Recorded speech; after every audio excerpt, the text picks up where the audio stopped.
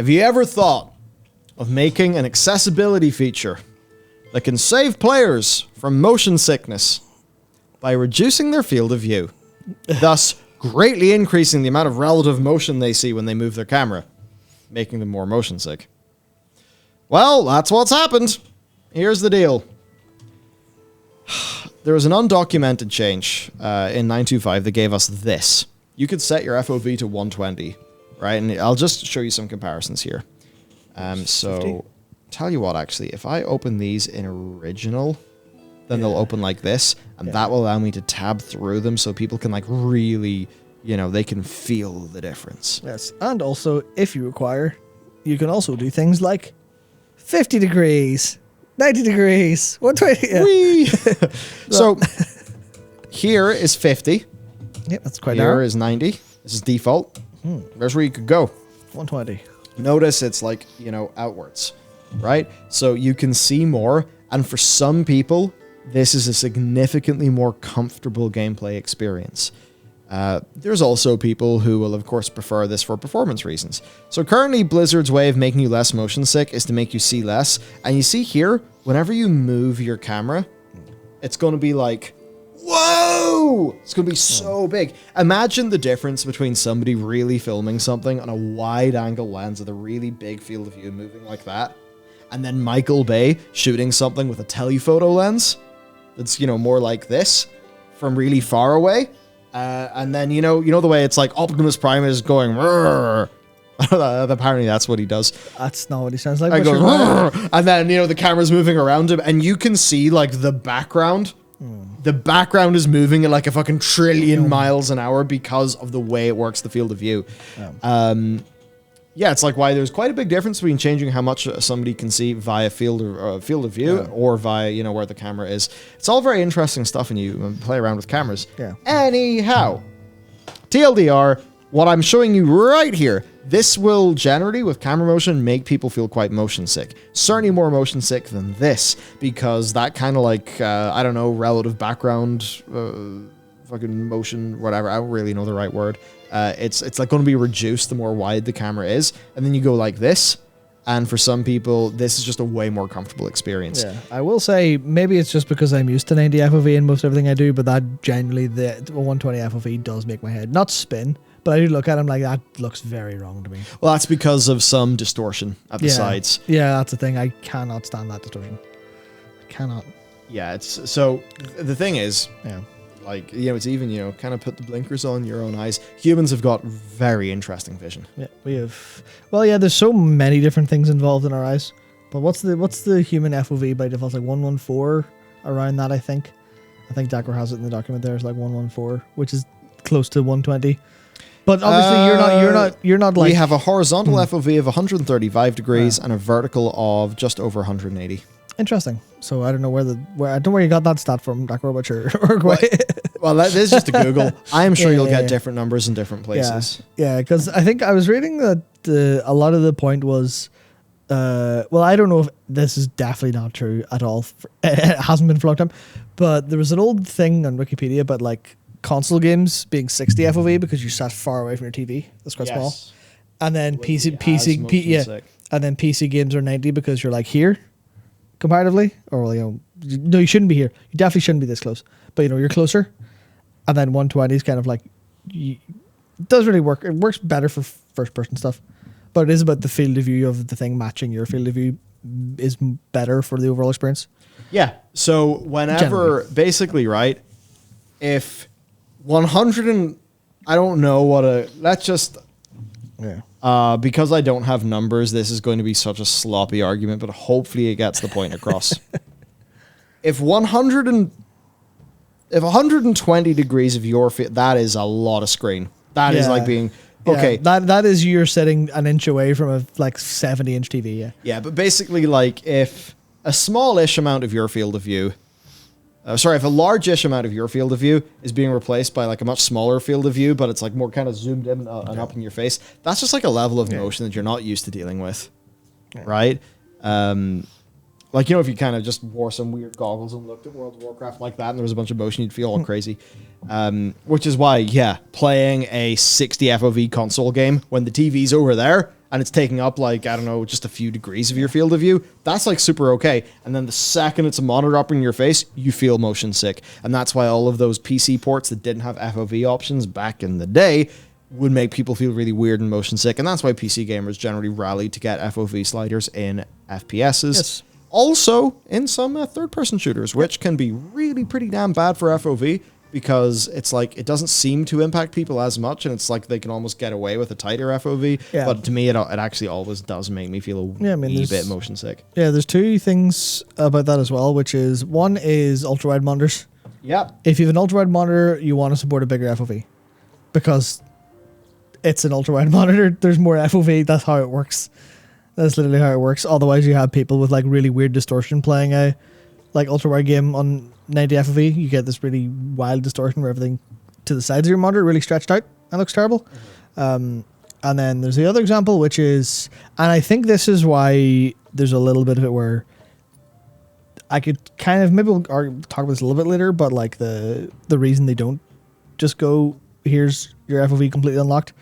And that's because, depending on how the game is architected, like with God of War as an example, sometimes it's not as easy as going, just change the FOV for it. Sometimes there's a lot of problems with that. And God of War being a game where, you know, the camera's like here, just over Kratos' shoulder, they had to like basically re-engineer a bunch of how they handle camera and some of how they handle controls in the PC port for God of War. Because on console, you're looking at the TV, FOV fixed, no one complains. Go to PC, ultra-wide monitors, people who like customization. Yeah. No FV slider, people go, fuck this shit, awful port. But then they went, okay, well, we will make this seamless and work with everything we have. I don't see a massive reason why that would be a problem, WoW, other than in-game cutscenes. If those are still inheriting the FOV value of the camera. Now, doing that would be, like, whatever triggers... Yeah, whatever triggers an in-game cinematic being played, just have that store the user's current FOV value, and then set it to 90 for the cinematic, and then after the cinematic, set it back to whatever the user's previous value is. It's very easy to just store that variable, right? But maybe for some reason they don't have that, or maybe there'd be more testing required, or maybe some weird unintuitive bug that would only happen if you'd only know about if you were an engineer on this game. Very hard to know, really. But the thing is, they kind of did bill this as an accessibility measure to help people alleviate motion sickness. Now, this is weird because everything they're saying here is true. WoW shit is all just made like with 90 in mind. And then, like, some people, I am sure, have a motion sickness where restricted FOV helps them. But I'm fairly sure that in the vast majority of cases, it is not that. Yeah, unless people are sitting 20 miles away from the World of Warcraft screen. Yeah. Then that would be a problem. So I really do think that this is a misfire. I think you should let people go to maybe not 120, maybe 110, whatever. Let people make it higher. Have a little disclaimer that says this may cause some visual glitches. Yeah. There are actually games that do that, where sometimes you'll see, like a reload animation, you'll see it clip through the camera. I remember this in some of the older ports, but the developers realized, okay, we can't do this properly because of how our animations and stuff work, but the players really want this for usability. Fuck it, we'll give it to them. Yeah. It's generally appreciative. So I think this is a complete misfire from Blizzard. I think it's a bit of a misunderstanding. When I looked at Warcraft devs' tweet, like everyone disagreed, basically. Everyone. Yeah. So this is an obvious loss from what could have been an easy win. There is, well, okay, so here's what's Stackhorse said. I don't subscribe to the idea this feature was to remain and provide some marginal advantage in instance content where it'd be de facto and required. I don't really think being able to play the game at 120 undermines the art, combat mechanics, and player interactions. Blizzard recently made, oh yeah, of course, the motion sick Peon's Magical Elixir for people who were, in a Grimrail Depot would feel really motion sick.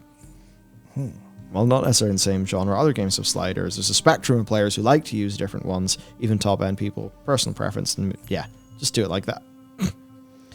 Yeah.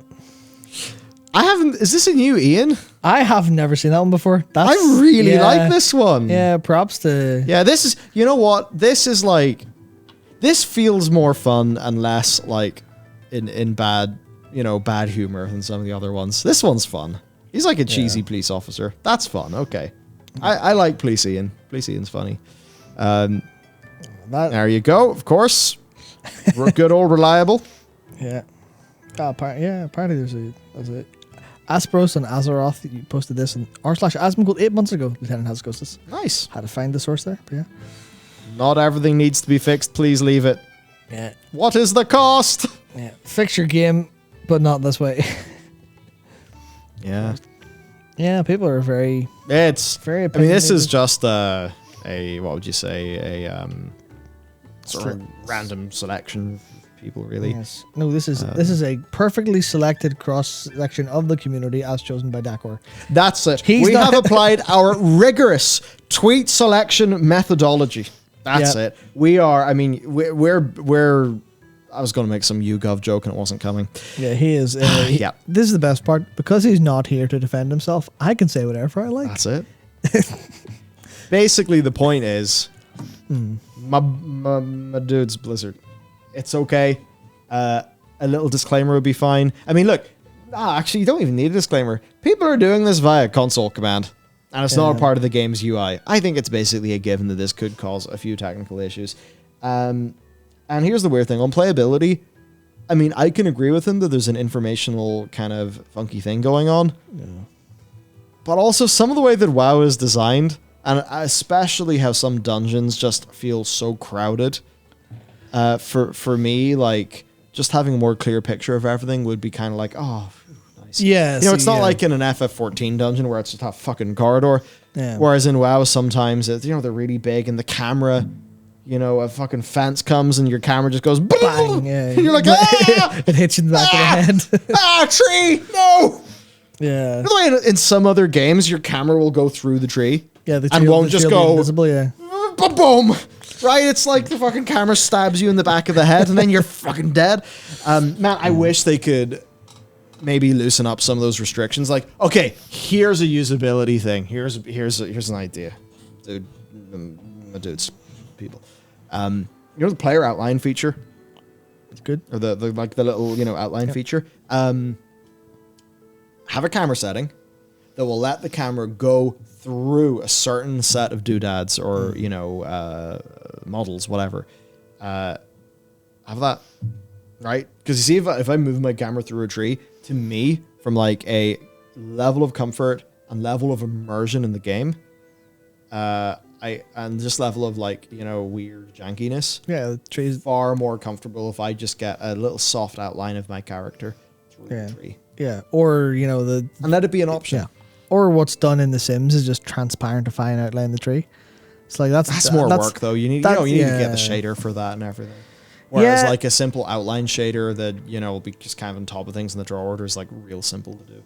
Yeah, just fucking do something to stop this problem of, like you said, people being stabbed in the back of the head with the camera. Yeah, like there are other MMOs where this is less of an issue. It is annoying because I will say, because I know a lot of people, me included, will complain about Halls of Atonement, because the end of Halls of Atonement, actually Sanguine Depth as well, basically both Revenant Death dungeons. Oh god, they are the most anti-camera nightmare shithole awful designs, and I can understand why they can't just have the camera go freeform. Because you'll just see everything that they're trying to hide under the surface and under the world and clip the world. That said, it doesn't stop the flight path from doing that for you sometimes. But it's that thing of, I appreciate the design of the dungeon, but it does have an impact on camera stuff. And it's like, at least have the decency to restrict mobs to like a couple of mobs. Maybe ones that don't have super tight, I guess, positionals and stuff, like the Deadly Thrust in Sanguine Depths at the end. Because it's like your camera's bugging out and you're trying to dodge and you can't see shit. You're like, this is a bad experience. This is gameplay design, fine. But not fully holistically designed for someone to go into it and play, because you're like, well, I can't see. I just got hit by 3 deadly thrusts because my camera is up my bare tank's hole. You're like, fucking hell.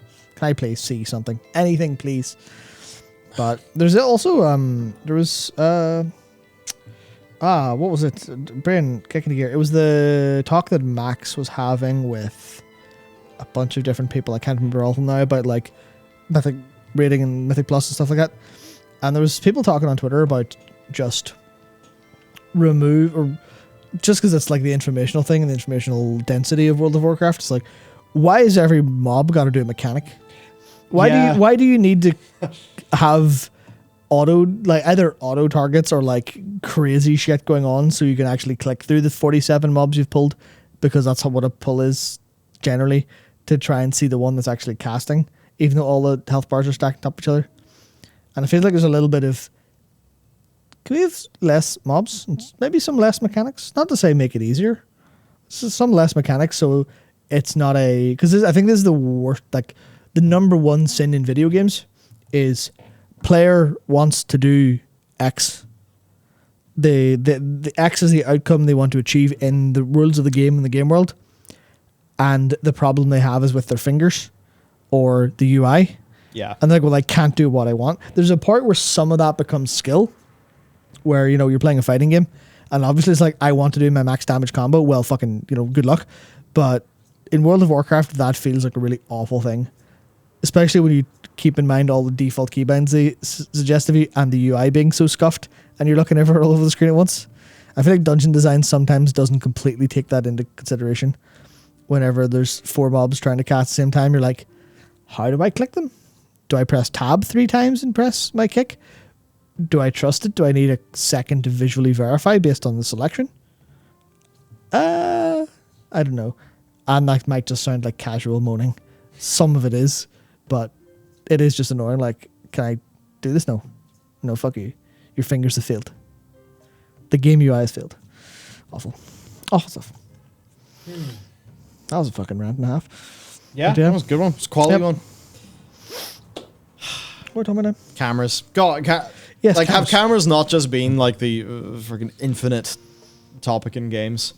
Yeah. Like, they've generally been got right now, but like, don't you remember when like a new game would come out and one of the things would be in the review is how was the camera? The amount of like pretty good games have been ruined by a janky camera. That's an interesting topic. It weirds me out every time I go back to play Super Mario 64, because I will largely play with the PC port because it's so good, because it's got the 60 FPS stuff. But one of the like mods that's included by default in one of the builder is an improved camera, because that game doesn't have a camera that you can freely control. It's got like positional snaps and degree based snaps based on like the C button you press, because they didn't have a second stick at that time.